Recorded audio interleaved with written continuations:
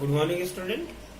Now we have to start with this. We are studying about the what are the aims of understanding the economic development in India, its trends and many things we have discussed.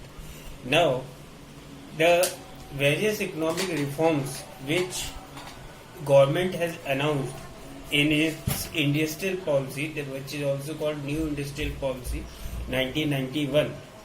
So that the main feature of that industrial policy is given in page number 86 of your NCERT book. I am explaining that point. You get the reference from there. The very first thing is the government reduced the number of industrial under compulsory licensing act. Means there are a lot of industry which comes under this. The very first thing is to reduce that number. Second, public sector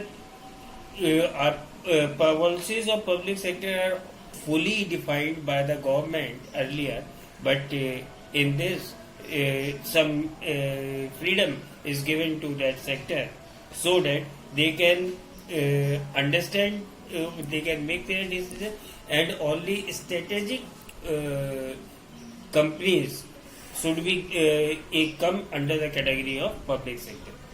Then disinvestment was carried out in the case of many public sector industrial enterprise. Disinvestment means when government sell out its own stake in that company. That is called disinvestment. So the disinvestment, to do this disinvestment by the government. Then policy toward foreign capital was also be liberalized. FDI plays an important, FDI means foreign direct investment. It plays an important role in any economic industrial development. So this policy is to be liberalized, means they will be given more freedom to come in the economy and invest.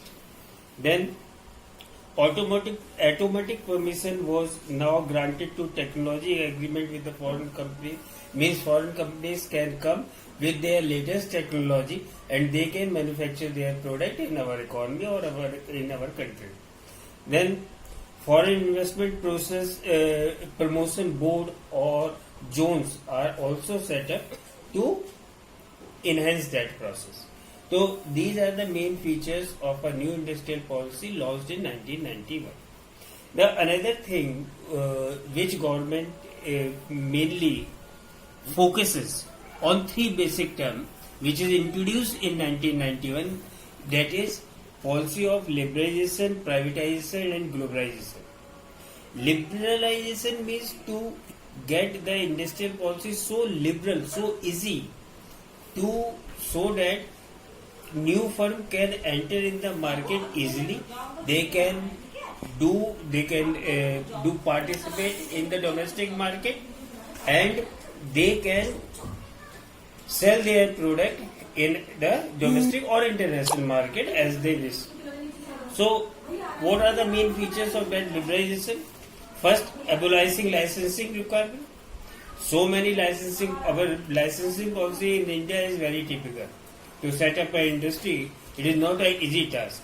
So the very first thing is to simplify it, to abolish all unnecessary restrictions. Then the second main thing, industry has given freedom to decide their business operations, that they can decide whatsoever they want to do. Now the third main thing they can, which government permitted them, the free movements of goods and services in one state to another and in national market to international market. This is also a very good thing. Next point, to fix the price according to them. The industry is free as far as consumer non-durable item. It is price is fixed by the combined forces of demand and supply.